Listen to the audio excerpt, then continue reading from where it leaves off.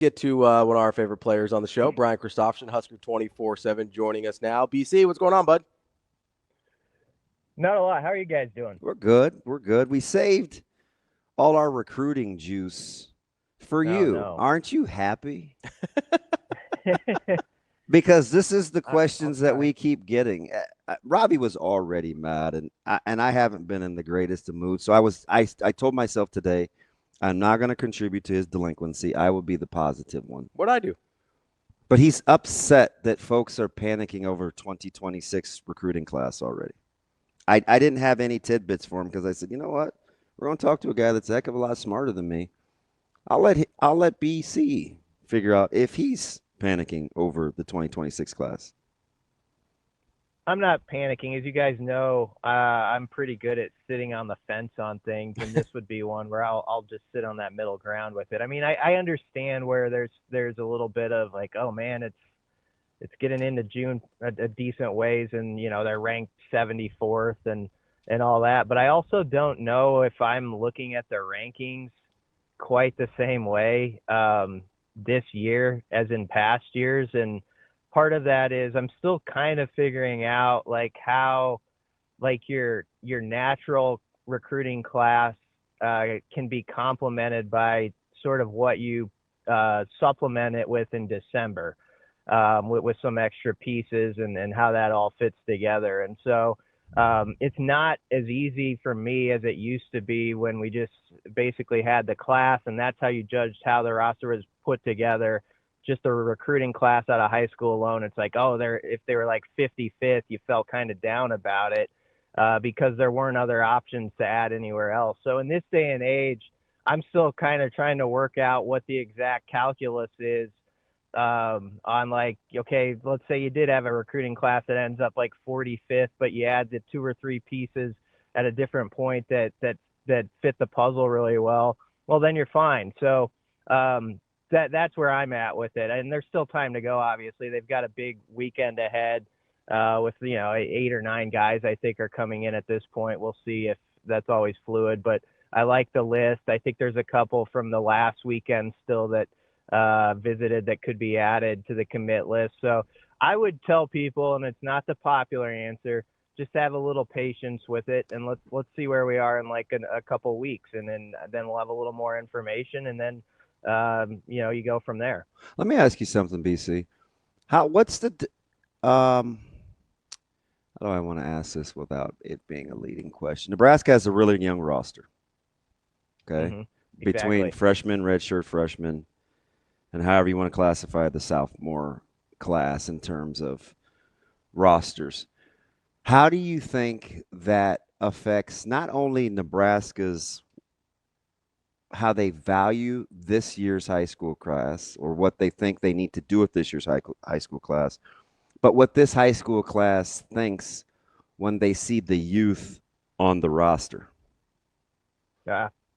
That's not a leading question. That's a big part of like I think what's going on. I know when Rhule did an interview earlier this spring and talked about recruiting in this climate, I think he used the number at that time, and maybe it shifted. Like you'd like to get about 15 out of high school in each class in this day and age. So we've already dropped the number maybe from what it used to be where we were at one point when I started doing this we were talking about like classes of 25 or at least 20 people.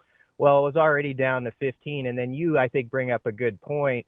This is a really young roster, and the last thing you want to do first off as a coaching staff is force guys just force it into when you're working to a 105 where you're like we're going to try to make this fit but we're not quite sure about it. Anybody that is committing or joining your class, I think especially now, you have to feel really strongly like this is a guy we truly believe it can develop within this, and can do it as a guy who loves football. He's just going to commit fully toward the process of being a good player. And then I think the other part of it is, yeah, there are probably some recruits here and there that might look at it and be like, they do have a lot of young guys who really study their roster, and maybe that factors into their opinion a little bit. But I would tell people it was going to be a smaller class to begin with. We got to get a little bit more used to that. And also, let's see how it plays out with these last, couple weeks of June too, because it could fill in a lot more toward sort of the whole of the pie as they want it. We're talking with Brian Christopherson, Husker247. BC, as you kind of look at the way this is playing out, you mentioned this a little bit, but if you're taking a smaller class, I mean, I think we're looking at like 12, somewhere in that range. I think it Yeah, is probably down exactly. from the 15 even that we were talking about in the or whenever Coach Rhule was talking about the 15 in the spring or whatever. But like if you're talking about 10, 12, 14 guys, whatever the number is, like your ceiling is already 40th or 50th in the country just based on quantity and what other people are going to do. And historically, that speaking is kind of what I'm looking at from your guys' team rankings. So if we're not looking at to overall team rankings, because it doesn't really make sense when you're not considering quantity. And I think there is some hesitancy, at least from DB and myself, to rely too heavily on rankings when you're talking about a high 3 versus a low 4, because that can basically be insignificant in terms of the difference. How are you sort of evaluating what this class ends up being when you're looking at guys? Do you just really have to dive into the tape on like an individual basis, or how are you going about that? Yeah, and also just like who this staff, you get a sense as the recruiting process goes along, like who the staff is really invested in or maybe has near the top of their board. And I think this is a staff. I usually give them the benefit of the doubt. You want a good example? CJ Bronaugh, would be that of somebody that they were in on very quickly, and then the in-state schools really turned up the heat. And of course, now he's decommitted, and we'll see where he ends up. As story goes, he may go right back to check out Florida again too, because he didn't love it the first time, but even they've circled back. Yeah, I think some of our Florida guys think they got a good shot at him, so we'll see where that ends up. But he's a good example of this staff. Why I do give them the benefit of the doubt with evaluations. I think they've proven that they are pretty good at figuring out traits and what works for them. So to Ravi's question, I kind of like try to figure out, okay, who's near the top of their board at certain positions, and are they winning those head-to-heads for the most part, or are they right there? And so that's how I guess, and then you dive into the film, of course, and see what you like and you don't like as much as you can. As I always consider myself still a layperson. I don't try to talk X's and O's over everybody because I'm not capable of it. But there's stuff on film you like with some guys and stuff you're like, I'm not quite as sure about him. But I do think this staff is very good about the groundwork part of figuring out this guy has the traits. We think that he can be a top level player. And as Rhule has said, they're not going to go after somebody if they don't think that person actually has the capability down the line to be like an NFL type player. So they're not going to worry about what our rankings are on a guy or if he's rated at all. If they feel like he has the right, ingredients, that they feel like they have enough, of a spreadsheet on how they want to do it, that they're going to trust that. And I think they are pretty good at that. So I tend to give them the benefit of the doubt with those player evals. And then you see if they can win it when it gets down to 2 or 3 teams that are in the hunt. It's interesting, BC, because I think, Nebraska's been bitten by this a ton where, Kelvin Obit, the list goes on and on, Noah Carpenter, Bronaugh, I mean, just run them on down, right? Where Nebraska's early, whatever happens, and, you'll get the pushback, well, Nebraska's got to land some of these guys. And I'm like, well, no bleep, right? It's like, but you can't change how you do business. The only thing that you can hang around on is your process and your eval, and then hope you win enough games where at some point, if Nebraska's got 9 or 10 wins, then you probably do get a David Sanders, right? If Nebraska wins 9 games this year, and you go back to recruit CJ a year from now, he could say yes a lot quicker, or however that works. BC, don't you think Nebraska operates well within the confines of knowing that they have to win in order to close the door? on some of these guys? And if they do know that, should they be deterred from trying? No, and that's the thing is that there's time left. Like whatever this sits at the end of June, as you say, like if Nebraska has a season where they win 9 or 10 and they make that jump and they're in the conversation for like the CFP and stuff like that, they're going to end up with a solid 26 class. I'll guarantee it. Of what they want. Maybe it's smaller a little bit than we're used to because of just the framework of what we're dealing with now. But it'll be a solid class. And the biggest thing I've taken from this June also is if they can hit at a high clip with what we might consider some under the radar guys or whatever, however we're describing this 26 class, they are, I think, further along with 27 and 28 than I remember. I will say that. I agree. Yeah, with Nebraska being with other classes like 2 or 3 cycles down the road. And a big part of that was that first weekend. You go back to the 7v7 showcase, the Huddle Futures Forum. I mean, there's like 20 guys at that Futures Forum who are like top 75 players, if you want to talk about ratings, like in the 27 and 28 classes that are visiting Nebraska way earlier than they would, in previous years. And they were really impressed by it. Like every review was a very high level review of what Nebraska has to offer. And so if you have that in those kids' brain already and you make the jump this year, I think that's a nice combination that's going to bode well for them. So much of this does come back to now. I think as we are in year 3 of Rhule, like get a couple more results that you want in the win column, and I think kids are going to notice that. And I think there's also some good peer recruiting going on where they're being told like you got to check this place out. It's not exactly what you think, and once they get here, it does tend to leave an impression. So. I'm not panicked by where it's at. I am understanding of the fact that some people, this isn't like, at June when you only have 5 commits and it's not how maybe you've seen it some years. You're a little nervous and that's fine. But I would tell people to let it play out a little bit. Yeah, BC, I think it's interesting. Is this too myopic to think, especially as you look at the youth? Ravi's counted, I don't know how many times. Of the total roster spots and the lack of seniors and juniors. It's a young roster.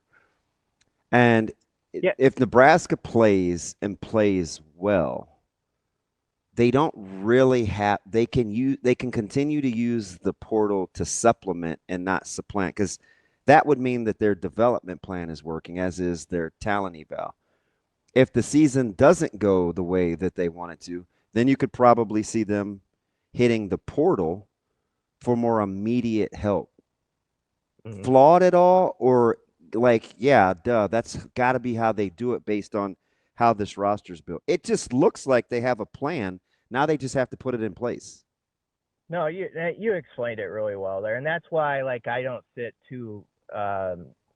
with too big of an opinion on where the recruiting ranking is right now or that. Because your point and Ravi's point, like, one, it's not going to be a bigger class.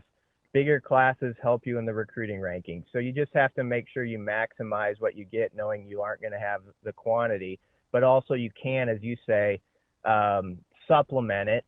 And that's what I was kind of trying to say with my first answer, which wasn't the most artful, is that, this could be a class where maybe it sits like in the 40s or 50s. But if you really like the guys you have in a smaller class, and then you need to add just a couple pieces to it to kind of finish it off, maybe that's through the portal. I think we're still trying to figure out a little bit how to judge that, like, I don't think it's as easy as just always looking at just the high school recruiting class anymore. You gotta see how it all comes together.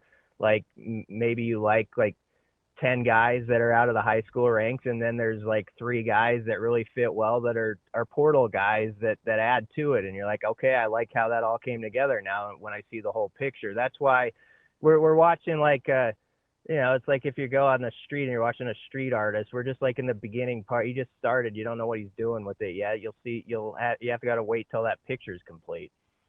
BC, do you wonder at all, like, when talking about Nebraska's approach to recruiting and things like that, obviously it seems like Nebraska has a certain way they want to go about their business, right? And they try and cater that a little bit to each guy's personality. But I don't know. I look at like the CJ Bronaugh situation, and I look at like David Sanders Jr. last year, or like obviously there was something there that appealed to those recruits on some level. But at the end of the day, with David Sanders, it's like, okay, Nebraska's too far from home for what I care about. And with CJ, maybe it's a far from home thing. Maybe it's an NIL thing. Like, guys' priorities are going to be different.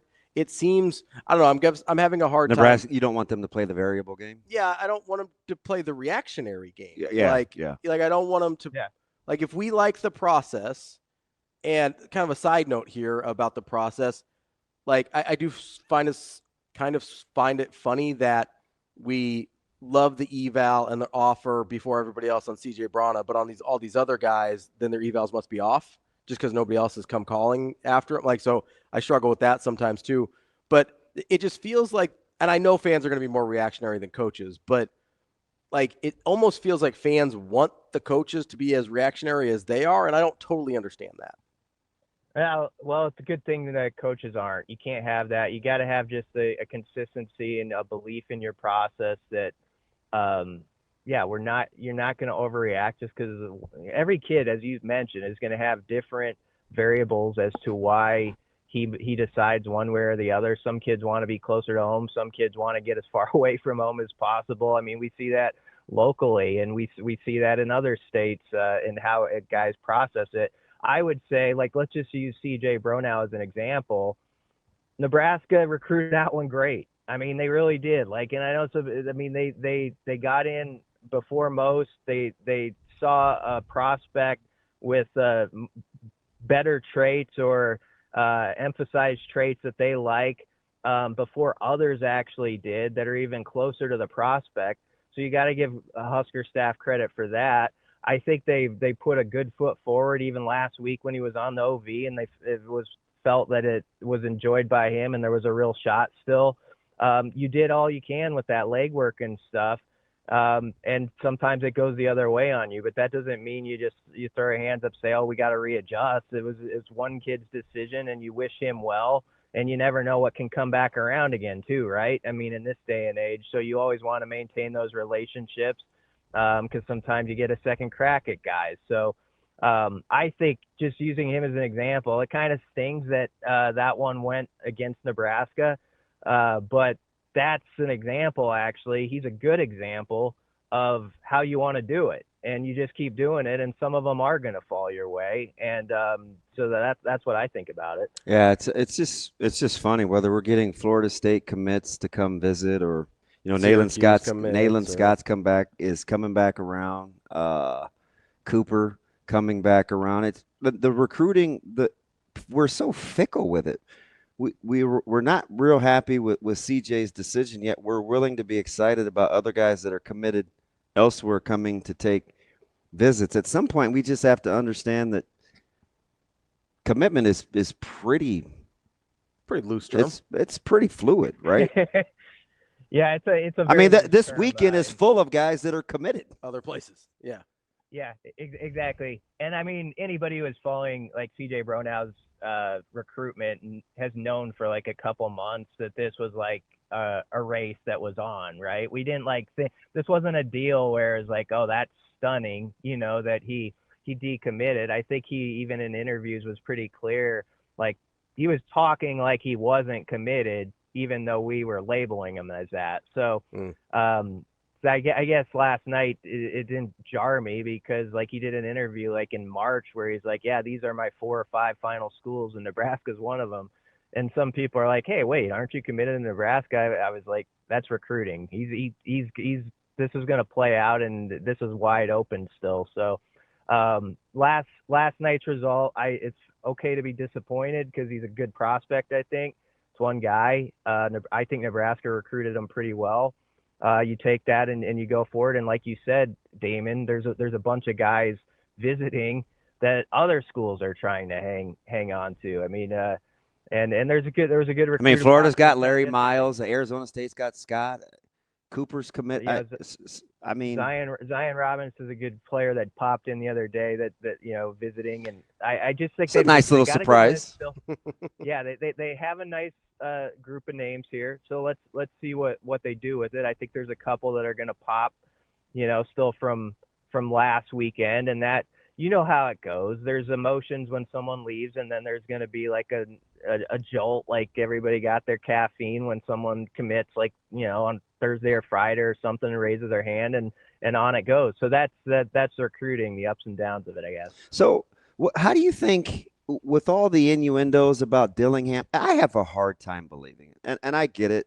There's been some overtures that ASU is not happy with when guys take visits elsewhere if they're committed, but he is also the same coach that won the country over when they were the feel-good story, talking about guys that he knew were leaving and wanted to enter the portal, but he wanted to give them every opportunity to play if they wanted to, right? Remember, that's the same coach, right? Yeah. I mean, I like Dillingham a lot, but yeah, I mean, it is what it is. I mean, you're always like in the certain situation, if you have a guy and he's committed to you, you're always hoping he's not going to take those other visits, and so on a specific one, you might have that kind of take where it's like, why is that guy visiting elsewhere? But then there's another guy who's visiting your campus who's committed to another school, and you're fine with it. But I think in the case of Nail and Scott, who's supposed to visit Nebraska this weekend, as far as we know, he's had that visit to Lincoln planned for a while. I mean, so he did commit to ASU, and you kind of wondered, was that going to shut down all visits? But that doesn't always go that way, I think. And I don't mind that with a kid who had his plans for the summer in certain situations where he makes a decision, but it's also like, let me do my due diligence like everybody else around the country that's in my age group and take a couple visits just to make sure. And I think you got to respect that to some degree. I mean, they get a number of them they can take. Let a guy compare and contrast and get that in front of his eyes. And so I know this, when Nebraska gets someone on campus, if he's committed or elsewhere or not, there's a feeling like you never know what can happen, because it's, obviously they're going to see what this place has to offer with facilities and stuff like that, and it can change people's minds. So we'll see. And OVs are different than just regular visits too. I think when some of those guys get a full like 2 days and they go through like the nutrition stuff and they just go through all the different categories, I think that's where Nebraska does really well with the recruiting with people. It really is a team effort. Go ahead. So BC, this is interesting. How would you? So you and Shafe or you and Bruns are competing for the same thing for different institutions, but you guys are extremely close. How often do you think we'll see these Florida State, Nebraska battles as Rhule has to go head to head against a guy that he would probably tell you is as good at what he does as anybody he's ever been around, with guys like Evan Cooper? I mean, that's got to be weird, isn't it? It is. Yeah, I would think so. It's got to be ongoing though, too, right? Yeah, because it ain't going anywhere. He's got his Florida guys down there too now with Simpson and Addison. Well, I mean, and you see this with Texas Tech as well. Like, there's that crossover between coaches where you look at players the same way, and you're really competitive, but you also know that person evaluates in a way that you respect, like is going to see prospects maybe in a very similar line that you do. And so that it is like a fascinating sort of sidebar to all this, because you have so many coaches at FSU connected to Nebraska, and then of course in the same class right after, there are these head-to-heads that are going on. And I mean, Coach Rhule had to know that CJ is going to run into Cooper.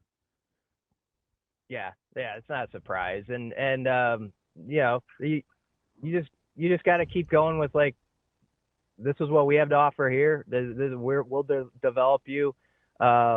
I do think it's going to be important for Nebraska in the next year or two to keep putting more people in the league. I think that's a big deal. Like as you get into year 3, 4, 5 of Rhule, like you're going to want to see more NFL guys, and that matters to these players and stuff like that. But there's still a track record that Rhule and his staff have that they can point to, even from Baylor, about how many guys they developed that got to the next level, that got second contracts. And you can put that in front of guys, say, we're doing the same thing here. We got a younger roster in some spots, but these guys are developing to be that next crop of guys that play on Sundays, and you can be that too. And you just got to stay consistent with that message. And, Florida State or whoever is probably trying to say the same thing. But, I think that Nebraska, has a lot to offer, obviously, and so that they should feel like they can be on an even playing field when it comes to going after a kid. Seem weird to you that Bronaugh Witt hasn't come for an official? A little bit, yeah. I just don't know where that one stands completely. He's going to really – I mean, it's going to be a big year for him, obviously, to show what he's got coming off the injury. And so that's another one that he's right now listed in the class, but you're kind of keeping an eye on. And so tough deal for him. That injury, I think, was a difficult setback, and you always feel for kids when they get that sort of like, especially in that year, right? Like that when you're kind of like in that junior season, when you kind of have to confirm you're the player that people think they are. And obviously there's a new wide receivers coach and all that, but I am a little surprised there hasn't been a visit, but that's another one you circle and keep an eye on that one. Do you? I say no, but don't go by me because this is super knee jerk. I don't think there's a heightened sense of urgency for a guy like Darian Jones based on what C.J. Bronaugh did. I think Darian Jones was going to be his own deal anyway. Are you making that correlation? You would know better than I. But actually, I haven't done any fact finding. It's just a fresh opinion. I'm shooting you straight. Yeah. And I don't. Can I just say this real quick, BC? I don't want to talk to Darian like that. You know what I mean? Yeah. I like. We just have fun, and I don't want to talk to him about recruiting. He's never asked me about recruiting. That's not my place. He's got his sphere of influence. We just talk ball and life and having fun. We don't talk about recruiting. Yeah, I think that from what I know, I think that those guys, those Jones guys, have a good head on their shoulders, and so I don't assume anybody else's decision is going to speed up his walk more than it needs to be or whatever, and I think that's good. Like so. Obviously Nebraska's right there. I know Iowa's put in a good word with them, and he's got a decision to make, but I don't see like yesterday's news connecting to him. I really don't. Like it's just like it's got to feel right for him, and obviously his brother's there, and that can be a really cool thing, and sometimes guys want to do their own thing, a little different, and so I get that. And they're definitely polar opposites. Make no mistake about that. I watched Darian spin about 6 balls off the ground yesterday, which might be equivalent to the number of touchdowns he had. And I don't think I could get Donnie to say boo to anyone. You know what I mean? Like they're completely different people. Yeah. 6 might actually be low. He broke out a nice little samba dance. Right. He broke out a Victor Cruz yesterday against Millard South. It was incredible. Yeah.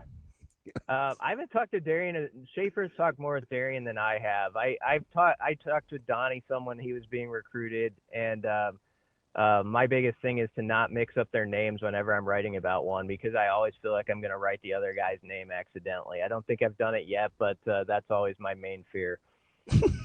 BC, I'll let you go on this, but just a little thought exercise here for you. There's only 34 of the 129 people on Nebraska's roster that are juniors or seniors. Wait, one more time? 34 juniors and seniors on a 129-man roster. I know it was in the 90s. That means that if Nebraska has the same transfer class that they had this year, and I'll even take out the specialists, be 14 people, Nebraska could not sign a single high school recruit and still be over the 105 person limit. Yep. I'm glad you found the number, because when we started Well, it's been bugging him since people get mad. So then he goes into prove it mode. Yeah, because I mean, they could sign 8 guys and still be over on numbers, and if you only sign 8 guys, you're gonna have a 60th ranked class at best, and people are gonna lose their minds like their class is ranked 60th. It's like they don't need any more guys. You're going to see me write about this in the next day or so, and it's going to seem like I'm copying your paper. But when we started this conversation from the first question, the whole segment I was kind of thinking about, and I figured, knowing you're always fact checking, looking at something while we're doing it, because I'm boring that way. But I'm glad you gave the numbers, because that's the big point here. It's this is just going to be a smaller class, and we'll see how it comes together. You want to hit at a high clip like always, but obviously it's not going to be as highly rated because you're just not going to have a large quantity. And that's why I say have some patience, because it's not like they have 5 commits right now and it's the old days where you got to get to 24. You know what, B? It's not you have to get the guys you want. Okay. Yes. So, and it doesn't, and I say that generally, because of course, even if it's a plan B, you need to want them. As long as you want them and don't feel compelled to take them, you're going to be okay, which is why I keep saying you have to have a sound recruiting philosophy. How it births itself in terms of results is always going to be a crapshoot. But you have to be able to have 10 toes down and get the guys you want. Because if you're loosey-goosey and you're knee-jerky and you're reactionary, it leads to panic. And that's when you get fillers and people will compare you to some former head coaches. As long as you're getting the guys you want, and that may have varying degrees, you're going to be okay. I mean, BC, you would have a better idea of this than I do, because you live in that recruiting world a little bit. But to DB's point, how many schools in the country actually get their plan A at most spots in their recruiting class? Probably 7 to 10. Right? Yeah. It's a pretty small number. Almost everyone else. Even Georgia fights with guys. That's what I mean, right? Georgia didn't get their plan A at quarterback last year because he's in Nebraska, right? So you can't sit there and tell me if you don't get their plan A, I believe CJ Bronaugh was their plan A. That's what they wanted in that class. They might have plan A1s or A2s. They might have plan Bs or Cs. But the point is, almost no one in the country gets their plan A at most of the spots in their recruiting class. And so I really struggle with this. Oh, they're just going to fill up the class now. It's no, they don't have to. They have guys, if they like the guys on the roster already, which I'm led to believe they do. Otherwise, they wouldn't be on the roster anymore. I'm having a really hard time with getting too worked up about one cornerback decommit. The biggest thing. He is a good player. You could say that. No, he's a good player. He's a good player. I'm not downgrading CJ at all. It's just this is not a sky is falling thing for me. It seems like it is for other people. The biggest thing to take from this whole conversation is the number you gave 1 minute ago. 34 juniors and seniors? Is that what you said? Yeah. Yeah. I mean, this is a roster that's full. They feel like they're developing guys right now, but there's a lot of guys that are, sophomore or less. It's just going to tweak your numbers. It just is. And so you take that point, then you take Damon's point. You can't just have fillers. You can't don't have guys settle. that you have to squint at to convince yourself. And we've seen that before here, and that might have been okay in a different time. I don't think it works as well now. With the roster numbers going the way they are, you have to really you feel like you can stand on the table for a guy like this. This is what we want, and this is why we want him. And this guy, I think that the aspect that's so huge in this too is those guys that you feel just want to saturate themselves with football. They love it so much. When you talk about development, you have to have that guy who wants to really truly be a sponge for the game and wasn't just the best at it in high school because he was a great athlete and he kind of likes it. I think that component is so huge right now is the guys who want to study it, and it's like their favorite thing in the world, no doubt. And they're gonna want to learn everything they can about it, and you got to find those guys. Yeah, and on one of your company's publications on April 28th, BC, was that a long time ago? April 28th? Yeah, in April, some ways, April yeah. 29th, April 30th, in succession. You know what the general headlines are? Current Nebraska recruiting target commits to Arizona State. You know who that guy is? That'd be Nayland Scott, right? It is June 18th, I think. And guess who's coming back to Lincoln? That wasn't even that long ago. We're not even waiting for Williams in one area a year later. That's why you have to be. That's why you do your due diligence and try to shoot your shot. Like, you stick to the script, because you just never know, right? Yeah. I mean, that was April 30th. Yeah, there's time. So, but yeah, people need to patience. Let's see where it goes. The numbers aren't going to be as heavy. They're going to have. Yeah, it won't be sexy. That's for sure.